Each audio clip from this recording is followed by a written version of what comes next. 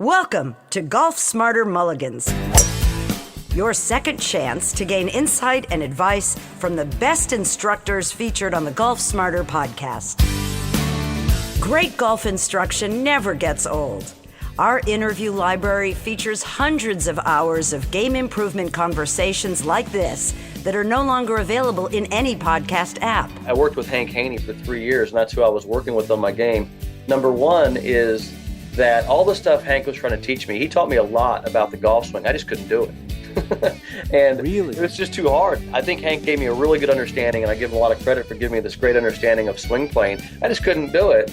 And the minute that I saw Moe hit a golf ball, he did exactly what I perceived as a perfect swing playing. And Moe did it without even knowing he did it. You know, I mean, that was kind of the thing, is Moe would get the club on plane, and that's just, he figured it out. And that's the thing, when you talk to Moe, he had no idea really what he did in his swing. He knew how to do it. He knew what it felt like. He could explain the feelings of it, but he didn't know that he swung the club on plane. He wouldn't have a clue. That was just a term that people use to talk about a good golf swing. With another interview from the archives of Golf Smarter, here's your host, Fred Green. Our guest today is Todd Graves of MoeNormanGolf.com. Now, you can tell recently that I've been fascinated with the disciples of old school golf instruction. We've talked about Ernest Jones and Homer Kelly, but one of the most popular debates about the golf swing the last few years has been the one-plane versus the two-plane swing. The champion of the single-plane swing is Moe Norman, also known for natural golf. Well, today we will learn more about who Moe is, his successes, and his method from a protege who went beyond natural golf and is on his own and teaching the best of Moe Norman at his own golf schools and has an online academy to teach the Moe Norman single-plane method. Welcome to the Golf Smarter podcast, Todd.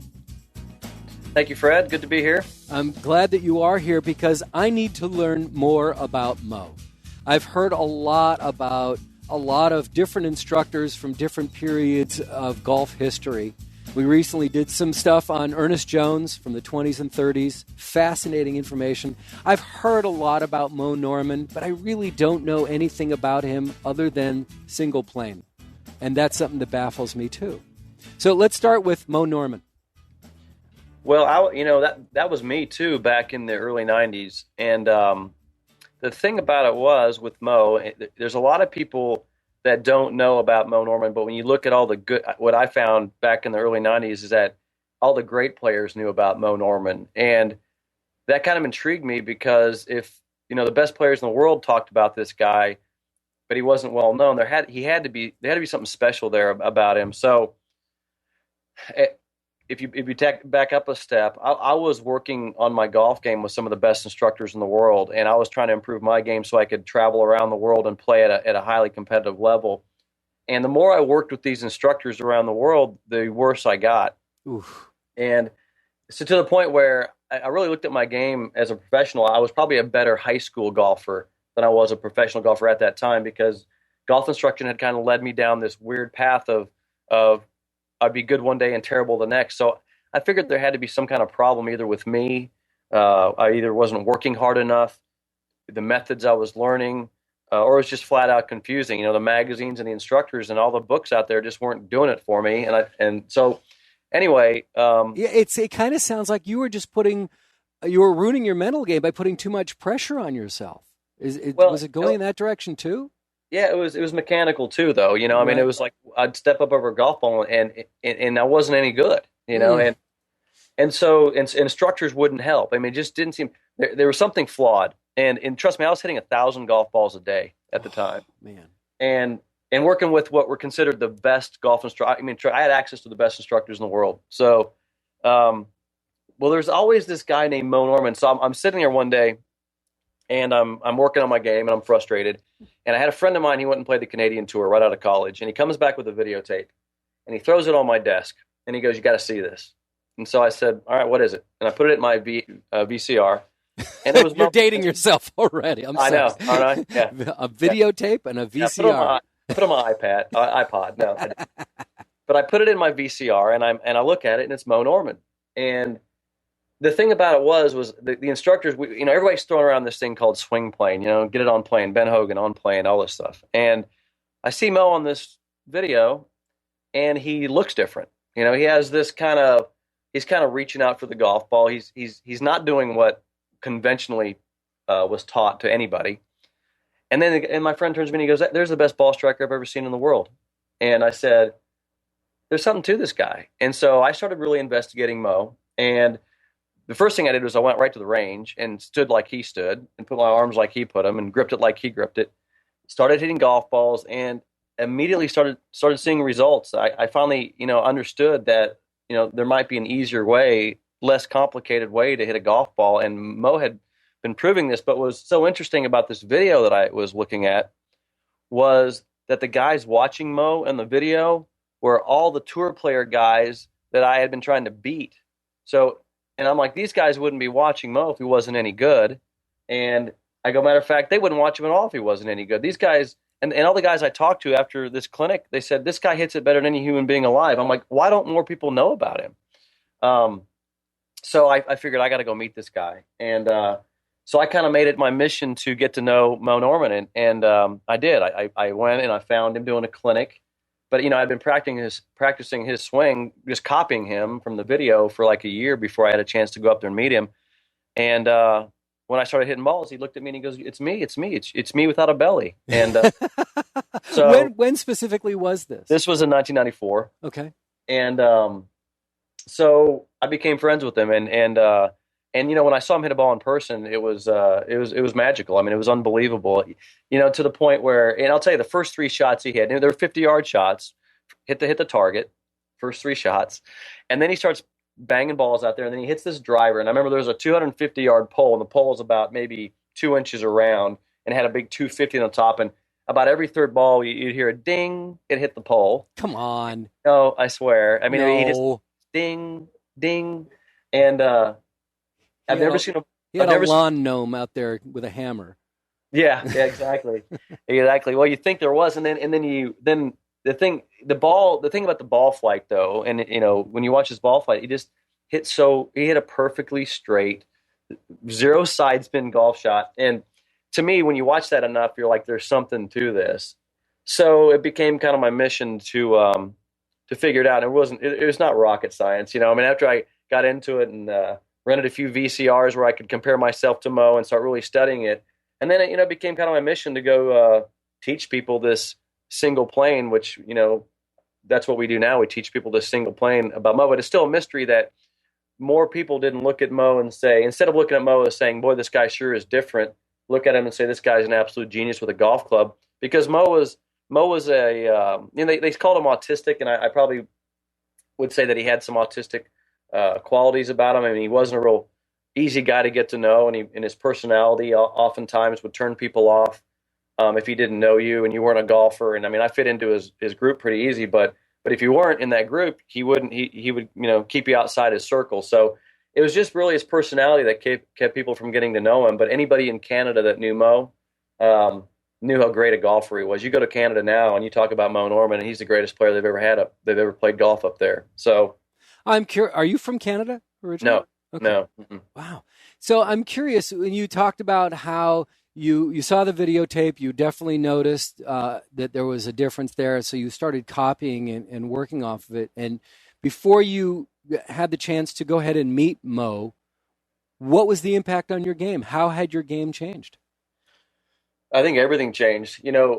I was literally at the point where I was going to quit the game. It was that hard for me to play, and I think we can all relate to that. Yeah. I mean, it's typical stuff, for a guy who's into golf. Everybody wants to throw their clubs once in a while, but I was beyond that. I was ready. I was done with it. And number one, and I'll tell you, I worked with Hank Haney for 3 years, and that's who I was working with on my game. Number one is that all the stuff Hank was trying to teach me, he taught me a lot about the golf swing. I just couldn't do it. And really, it was just too hard. But I mean, I think Hank gave me a really good understanding, and I give him a lot of credit for giving me this great understanding of swing playing. I just couldn't do it. And the minute that I saw Moe hit a golf ball, he did exactly what I perceived as a perfect swing plane. And Moe did it without even knowing he did it. I mean, that was kind of the thing, is Moe would get the club on plane, and that's just, he figured it out. And he didn't know how. That's the thing, when you talked to Moe, he had no idea really what he did in his swing. He knew how to do it. He knew what it felt like. He could explain the feelings of it, but he didn't know that he swung the club on plane. He wouldn't have a clue. That was just a term that people use to talk about a good golf swing. So I'm sorry for interrupting again, but what is where did Moe come from? I mean, what was his history? Was he a tour player? oh yeah, Mo played. Well, let's put it this way: he won 54 tournaments in Canada. He and I don't have his record memorized. He had 17 hole-in-ones. He shot 59 three times. Had like 41 course records. In the 50s and 60s, Moe Norman was the Tiger Woods of Canada, and he played in the Masters twice. Played 12 PGA Tour events. His best finish was third in the New Orleans Open. So Mo was a player, but he played at a time when golf wasn't like it is today. So if you weren't a PGA Tour player running around with Ben Hogan and Walter Hagen, no one's going to know who you are. So, but they knew who he was, but he just never really made it on the PGA Tour. And from what Mo told me, and the story goes that he played a couple PGA Tour events. Mo didn't fit in to the lifestyle of a PGA Tour player. His personality didn't really fit in. He didn't like to travel around strangers. He was pretty insecure, and one day got up and said, "I don't want to do this anymore," and quit the PGA Tour. Went back home. Wow. So he never played the PGA Tour. Wow. So that's and he went back home and just dominated Canada. So unbelievable. So now, before we get back into, so now we know about Mo and his playing days, and then we're going to move into now his instruction time. I need to break for a moment for our sponsor.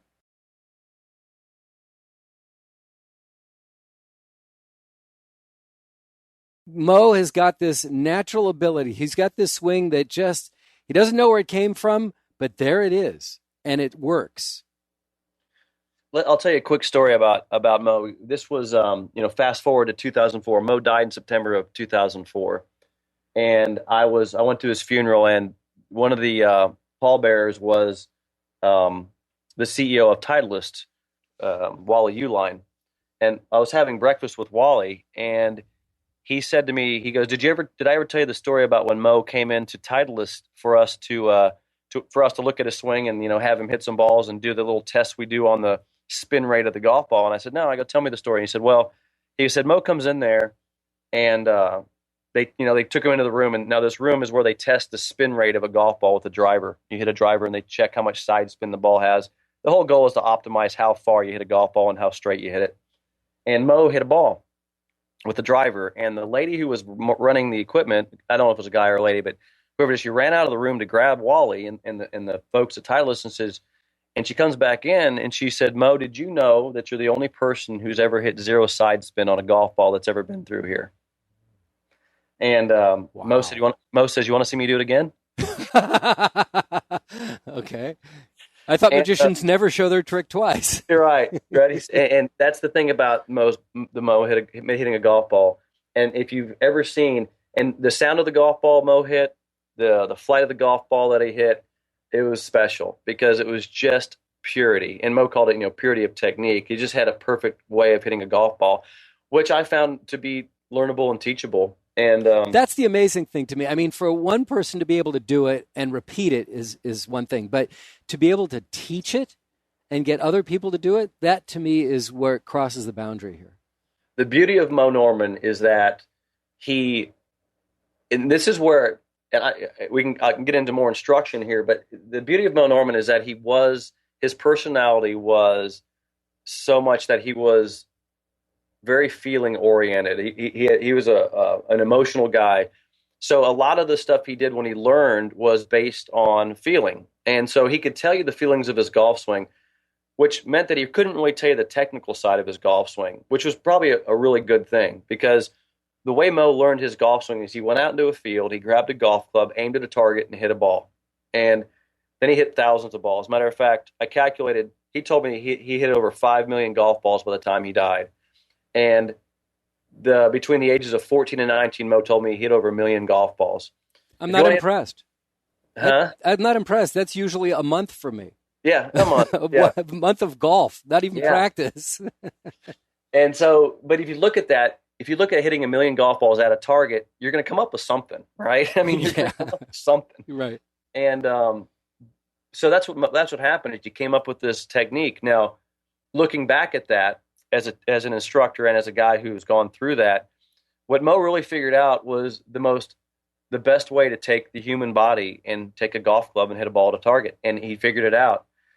He never got caught up in instruction. He never got caught up in what he read in a magazine. He never got caught up in what he read in a book. He never got caught up in a tip that a friend of him gave him. Never got caught up in that stuff. He just got basically aimed the club at the target and hit the golf ball at the target. And that's the beauty of it, because what he figured out was the simplest way to do it. And that's where it becomes teachable, because what all you have to do is really put people in the same position Moe is, and you free up their ability to do what's anatomically correct, because that's what he figured out. And I don't get into all the science as much. There's plenty of science behind it, and we've studied the biomechanics of it. None of that stuff really helps you learn it, but just positioning yourself the way Moe positioned himself to the ball frees people up to become better ball strikers, and that's really what makes it teachable. Fascinating. That's really interesting. Your website at moenormangolf.com, you have 4 panels there that just right off the top with just a question based on each panel. And I'm so intrigued by going over each, and we won't have time to do all of them, but it's so concise here. Do you have back pain? Are you looking for a simple way? Are you frustrated? Are you a traditional golfer? I mean, and you have an answer for each of those? Here's what it comes down to. I call it the one mistake. Now, let me ask you this, and this is the stuff that gets a bit controversial, because, we talk about the PGA and the PGA Tour and PGA teaching and stuff like that, but here's what happens. What Moe figured out was that if you take the golf club and you align the club and the arms correctly, you can set up on the same exact plane you impact. That's what we call a single plane. Okay. Does that just makes sense, right? Yeah, I like the way you explain that. That does make sense. It's like common sense, but that's not what golf teaches. Well, and it's not that easy, is it? Here's what golf teaches. Golf teaches you to hang your arms below your shoulders straight down, right? Right. Some people call it an athletic position. Some people say hang your arms straight down. Whatever it is, what you find is your arms hang straight down, but that is not on the same plane the club will impact. So here's what happens. The minute you hang the arms straight down at address, I'm talking right at address, you create a problem. I call it the one mistake. The problem is you've put your body in a position where you will not be at impact. So in other words, when you move that golf club and you're going to get the club to go into impact position, you've got a lot of stuff going on. It's complicated. It puts stress on the back. You have to lift your spine. You have to rotate your body. There's a lot of things that occur because you didn't start in the easiest position to achieve impact. And that's why I have an answer for all those problems. And most of it starts right at how you create your relationship at address. And that's why Moe was such a great ball striker, because he figured it out at address. Wow. There's a little recurring video on the website, and it's of a Moe Norman swinging the golf club. And he looks like an older Moe Norman. But one of the things that I'm noticing about it is there's not a lot of hip rotation in this. Right.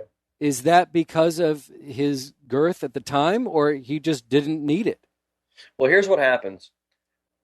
If you want to be a great ball striker, if you want to be a better ball striker. I think that's fair, that we all want to be a better ball striker. Right. I think everybody wants to hit the ball better. All you have to do is get better at getting the club to impact.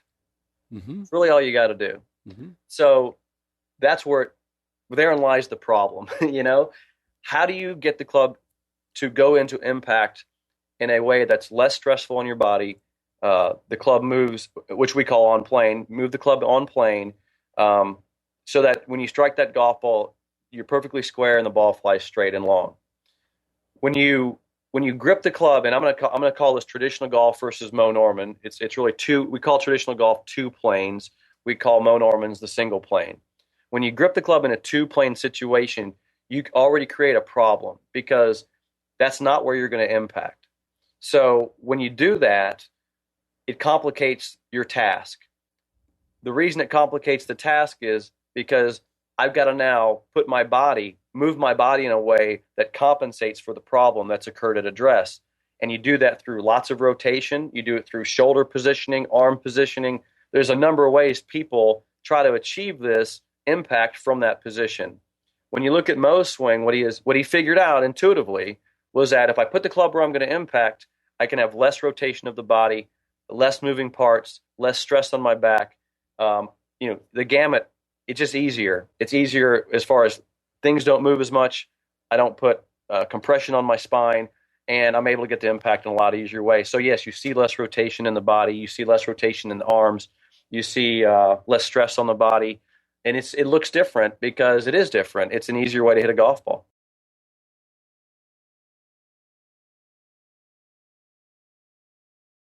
And is this self-teachable? I mean, is this something that we can learn on our own from just touring your website? Yeah, you can. And what I would do, if somebody's going to go out there and try something, I would the average conventional golfer who's probably had some instruction, they've told you to hang your arm straight down. By the way, here's what I did when I was in a teaching summit one time, and somebody said to me, this is all the top 100 teachers and stuff, and they said, why do you think that putting the club in line with the arms on a single plane is better than two planes?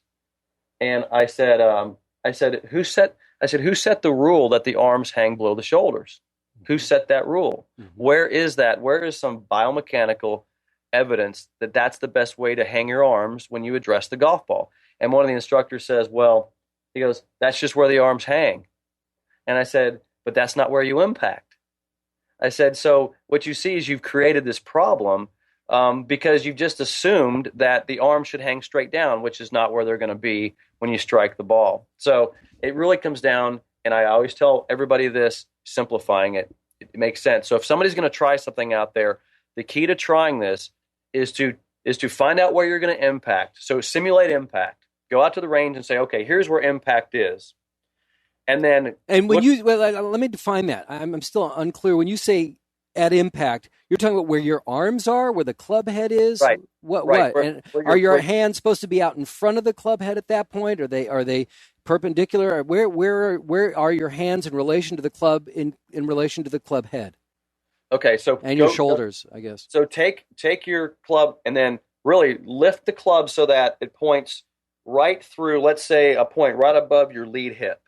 So kind of your lead side, lead hip. That's where the handle of the club will point at impact.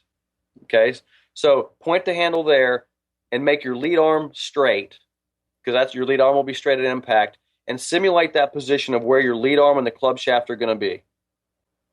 And now what you're going to find is that you probably have to scoot away from the golf ball a little bit. You're going to have to give yourself a little bit of room, maybe an inch, maybe two. You mean back away from the ball? Back away. Okay. Because most people are way too close to the golf ball. So you're going to back away from the ball, and you're going to realize it's a lot easier to get to that position if you're a little further from the ball. I'm not saying stand a foot further, but there's going to be an inch or two there that you got to move away. Interesting.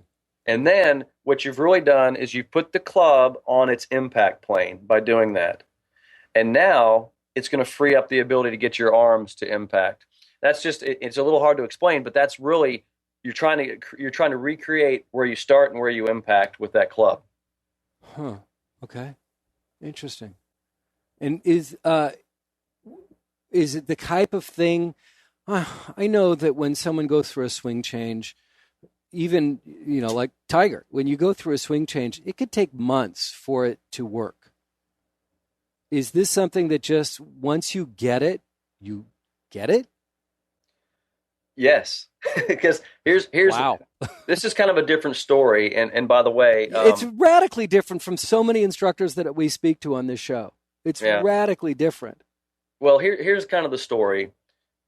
I kind of separate learning golf from technique, because learning is how you learn something is somewhat different than what you're actually learning. But let's put it this way: the way the brain learns is because you repeat something over and over again. Matter of fact, I'll tell you a quick story. There's a story about some astronauts that they were gonna they put some goggles on them that made them see the world upside down. Did you ever hear the study they did? No. So they put these goggles that made astronauts, it flipped their vision upside down. And they were trying to test their stress levels and their heart rate and things like that. And they left these goggles on them for 30 days. 26 days into the experiment, one of the astronauts' vision corrected itself. So he could see correctly out of these goggles. Within 30 days, every astronaut, all 4 of them, could see correctly from goggles that would flip the vision upside down. And what this study was telling us is that you do something enough over a period of time, you learn it, and your brain adapts, and you basically build a network of what they call myelin and neurons programming in your brain that helps you learn whatever it is you're trying to change. So that's learning. Now take that to golf for a minute. And by the way, in the same study, if at any moment they took the goggles off, at any moment the change wouldn't occur. One moment it wouldn't occur. So that means what that means in golf is you do something for a period of time, you learn it. Now, I'm going to tell you why that's scary. If you do it incorrectly for a period of time, you still learn it. And so the key is to find what works and then do it over a period of time and learn it. The thing about Moe swing is that it's biomechanically correct. In other words, it's the simplest way for the human body to strike a golf ball with a golf club, which makes this learning process so much easier, because what you've really done is said, I found the simplest way to do it, and it makes it so much easier to learn, and it just goes that fast. All you got to do is do it correctly. And so, and it was funny, Tiger the other day, they had a interview Tiger, he dumped Hank Haney as a swing coach. And they said, "What are you doing for a swing coach?" And he said, "Video." He said, "I use video." And that's what I use, because video says tells you do it right or wrong. So all we do is we match Moe Norman to the model, to the student, and we say, we're going to copy exactly what Moe does. And it goes so fast once they start doing that. I can't imagine that you have a lot of friends in the teaching community. Yeah, well, I got a few. But I'm a little bit of an outcast, maybe. But that's kind of the way it works. And unfortunately, and is Moe considered a renegade? Oh yeah. He was very much a renegade, and I guess I've become kind of a renegade myself. The thing about it is, I always look at a successful instructor. I said it doesn't matter how much you know; it matters how many people you can help. That's all that really matters. Is it the number of people you help? So I don't really mind being a renegade. I just want to be able to make sure that people, we have people come to our schools that have been playing golf for 20 years that have gotten better, not gotten any better, or gotten worse. 20 years. Yeah. And they've taken lessons, gone around the world, worked with the best instructors, and they're back at my schools. And you got to ask them, number one, what have you learned? And number two is, how have you learned it? And there's a breakdown there. It's the same breakdown I was having when I was working on my game years ago. And it all ended when I met Moe. Unbelievable. So give us a little tour of your website and what people can look for and look at while they're there, and what are the things that they can pick up on. Go to moenormangolf.com. You'll be able to find, if you go to the website, I have tons of instruction on there. There's analysis of Moe swing. We talk about grip positioning. So go to the instruction part of that website. You can find out where our schools are and located. We have a bunch of school information, and we have a product. We have certain products that we recommend that people train with to learn Moe swing. So go through that website. But there's another website if you're interested in Moe Norman to learn more about him. Go to moenorman.org. I built a site specifically for Moe. It was funny because Moe had a scrapbook that his mother kept. Moe didn't really know about it, and Moe's family allowed me to take the scrapbook and post it on the site. So it's really it's all a commemorative site to Moe. It's all memories of Moe, and it's pictures of him and stuff like that. So moenorman.org is Moe's site. moenormangolf.com is our site, which we do for our teaching and things like that. So lots of stuff. And moenorman.org, I also put some instruction on there too, where people can go through Moe swing and how I analyze it and how I look at it. Fascinating. Great stuff, Todd. I'm really impressed. I'm really excited about this information. I am going to bug you about showing me more because, well, can I go to your school? Sure. Can you come to me so I can go to your school? You can come to the school. You're invited. And I'll tell you what, we're doing a movie on Moe right now. Really? Barry Morrow, who wrote Rain Man, wow. Wrote the Moe Norman story back in 1999. It's taken quite a few years to get this thing organized. We're hoping to be filming next month. If not, it'll be first thing in the spring. We got Giovanni Ribisi. Do you know that name? Nope. Giovanni was in Saving Private Ryan. He was the wow. lead character in Boiler Room, and he was in Avatar, one of the characters in Avatar. Cool. He is playing the lead role. We got, and I'm probably going to say this without having him fully under contract yet, but we have Orlando Bloom scheduled to play a role in that. So we're rolling on this Moe Norman movie. So hopefully, that's exciting. If things come back and let us know. Keep us updated on that. Things go well, we should have it out in the spring. So yeah. Anytime you want to give information that you're not allowed to take public, please come to the Golf Smarter podcast and let us know. Will do. Yep. Oh, wow. All right, MoeNormanGolf.com. Todd Graves, thank you very much for sharing this information, and we hope to be hearing from you more often. Yeah, great. I appreciate it. Thank you for having me on the show.